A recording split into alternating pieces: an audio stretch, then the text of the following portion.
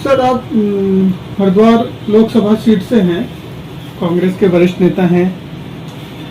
आप उसमें धर्मपुर विधानसभा भी आती है। धर्मपुर विधानसभा से पिछले कई सालों से विधायक रहे दिनेश अग्रवाल बीजेपी में ज्वाइन हो गए हैं, तो इस पे कितना असर पड़ेगा पार्टी पे? देखिए, पहले तो मैं आपके चैनल को धन्यवाद देता हूँ। जो दिनेश अग्रवाल जी भारतीय जनता पार्टी में सम्मिलित हुए हैं, इससे कांग्रेस पे कोई फर्क नहीं पड़ने वाला, क्योंकि दिनेश अग्रवाल जी काफ़ी दिन से सक्रिय नहीं थे पार्टी के अंदर, और जो वो पार्टी छोड़कर गए हैं उनके साथ कोई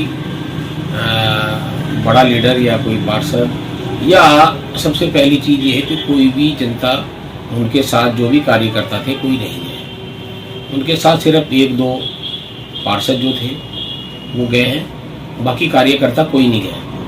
क्योंकि कार्यकर्ता हमारा भी एक कार्यक्रम हुआ था अभी 2 दिन पहले, उसमें हमने देखा कि हमारे जितने कार्यकर्ता थे वो बड़े खुश हुए और आए और मिले सब लोग वहाँ पे। मेरे को तो ये लग रहा था कि कुछ कार्यकर्ता दिनेश अग्रवाल जी के साथ गए हैं, लेकिन वो कार्यकर्ता तो बड़ी और होशोल्लास में थे कि भाई ठीक है, हम लोग तो कांग्रेस ही हैं और हम क्यों दिनेश अग्रवाल जी के साथ गए। कितने लोगों से मेरी बात भी हुई, उन्होंने कहा जी हम दिनेश अग्रवाल जी के आदमी थे, हम तो कांग्रेस की वजह से उनके साथ थे और कांग्रेस के साथ हम रहेंगे और हमें दिनेश अग्रवाल से कोई लेना देना नहीं है। जहाँ तक सवाल फर्क का है, वो उससे कोई फर्क नहीं पड़ने वाला, क्योंकि एक आदमी इतने अपने स्वार्थ के लिए पार्टी को छोड़ के जा रहा है ना, वो किसी कार्यकर्ता के राय मशवरा नहीं ले रहे हैं, किसी जनप्रतिनिधि का, पूर्व जनप्रतिनिधि या जनप्रतिनिधि की कोई राय मशवरा नहीं ले रहा है और अपने आप जहां मर्जी चला जा रहा है। तो कार्यकर्ता क्यों जाएगा?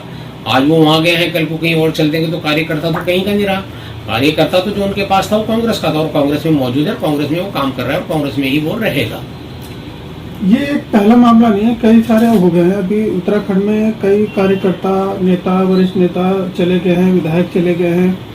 इससे लोकसभा में कितना नुकसान होगा या सही? देखिए, ये तो आना जाना लगा रहता है, किसका क्या महत्व है, कौन किस एंगल से सोचता है और किस एंगल से कौन सोचना चाहता है। अब आदमी सोचता है कि भाई मैं तो किसी वजह से जा रहा हूँ। अब आगे आपने दिनेश अग्रवाल जी की या किसी और नेताओं की बात आपने कही, हो सकता है उनकी क्या मजबूरी है, वो किस वजह से छोड़ के गए हैं, मैं उस पर टिप्पणी नहीं करना चाहता, क्योंकि कांग्रेस में हमारे साथ इतने दिन से रहे, तो मैं उनकी बुराई नहीं करना चाहता। वो किस मजबूरी में गए हैं, क्या उनके साथ मजबूरी है, किस तरीके से वो गए हैं, ये आप उनसे पूछिए। ईद का सर त्योहार भी आ गया है, इस पे प्रदेशवासियों को क्या मैसेज देना चाहेंगे सर? देखिए, मैं ये कहना चाहता हूँ कि देश में प्रदेशवासियों को, मैं सभी को तहे दिल से ईद उल फित्र की बहुत बहुत मुबारकबाद देता हूँ। और मैं उम्मीद करता हूँ और मैं जनता को एक संदेश भी देना चाहता हूँ कि ईद का जो त्यौहार है वो साल भर में एक त्यौहार आता है ईद उल फित्र का, और 30 दिन के रमज़ान के महीने के रोजे रखने के बाद त्यौहार आता है, इसलिए काफ़ी खुशी होती है। और रमज़ान का एक बाबरकत महीना आज अलविदा हो रहा है, आज हमारा आखिरी रोजा है और अल्लाह ताला का इतना बड़ा एहसान रहा है कि 30 रोजे पूरे और तरावी और सब उसके साथ अल्लाह ताला ने कराई है। इसके लिए अल्लाह ताला का बहुत बड़ा एहसान है कि उन्होंने हमें 30 रोजे रखने की हिम्मत दी और तरावी पढ़ने की और कलाम पाक की तिलावत करने की हिम्मत दी। अल्लाह का बहुत बड़ा एहसान है। मैं तमाम मुसलमानों को ये संदेश देना चाहता हूँ कि भाई आज अलविदा जुमा है, और सब उसके अलावा पूरी आवाम, चाहे हिंदू हो या मुस्लिम हो, ऐसी कोई ईसाई हो, हमारा मुल्क सेकुलर मुल्क है, हम सेकुलर मुल्क के सभी को तहे दिल से मुबारकबाद देते हैं ईद उल फित्र की। और अपने मुल्क के अंदर ये संदेश देना चाहता हूँ कि अमन व अमान कायम रहे और भाईचारा कायम रहे, भाईचारा बना रहे, अफवाहों में ना जाए, जहाँ कुछ अगर हो रहा है तो उस चीज़ पर नज़रअंदाज करें।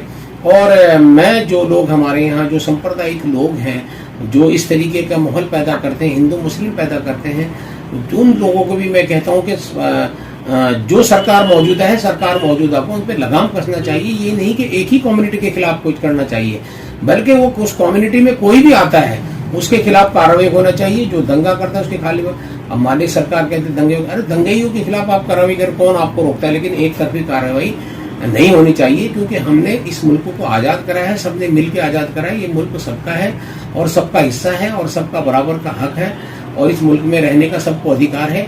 इससे बढ़िया मुल्क कहाँ होगा जो हमारा सेकुलर मुल्क, जिसके अंदर हिंदू, मुस्लिम, सिख, ईसाई सभी जाति के लोग रहते हैं। ऐसा कोई मुल्क नहीं है जिसके अंदर सभी जाति के लोग नहीं रहते, लेकिन कुछ परसेंट लोग हैं जिन्होंने मुल्क के हालात को खराब करने की कोशिश करते हैं, माहौल को खराब करने की कोशिश करते हैं। मैं उनको भी संदेश देना चाहता हूं कि वो भाईचारे को कायम रखें और जब हम मिलजुल कर ईद उल फित्र का त्यौहार मनाते हैं, हम दिवाली भी मिलजुल कर मनाते हैं, होली भी मिलजुल कर मनाते हैं, गुरु नानक भी मिलजुल कर मनाते हैं, सब एक दूसरे को मुबारकबाद देते हैं। तो इस तरीके से होना चाहिए।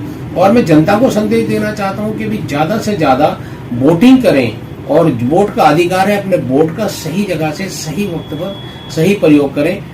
ये एक आदमी का कर्तव्य बनता है।